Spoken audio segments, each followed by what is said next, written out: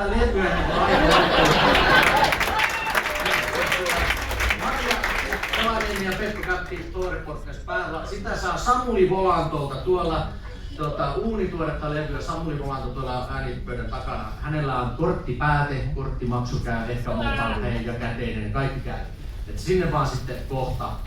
Ja mä tässä vielä hetken kerron. Mutta tää oli ensimmäinen kappale, mihin mä törmäsin Uutelalta. Ja Uutelalla on tosi paljon rakkauslauluja, tavallaan rakkauslauluja. Nämä on kaikki semmosia aika dramaattisia ja näihin liittyy petos aina. Mutta tää oli niinku eka biisi, minkä mä kuulin.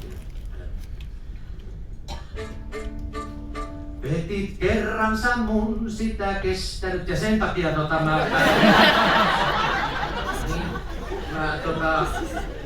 tää osui minun silmäni, koska mä siellä Kansallisperinteen arkistossa pläräsin näitä arkiston manuaaleja, näitä sisällysluetteloja, tai sitten näin biisin, jonka nimi on Luuranko Jenkka. Sitten tästä syystä sitten tän opettelin silloin tuoreeltaan. Noniin. Petit kerran sä mun sitä kestänyt, en narun hankin minä hamppuisen.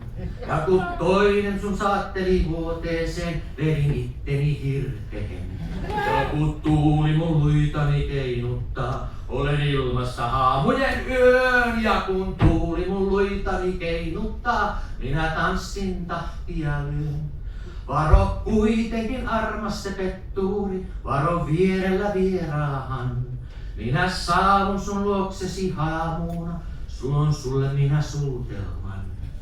Mutta kolkko on kuoleman suutelma ja kylmä on kuoleman käs. Ja kun aamulla silmäsi auentuu, näet kuoleman vierelläs. Kiitoksia.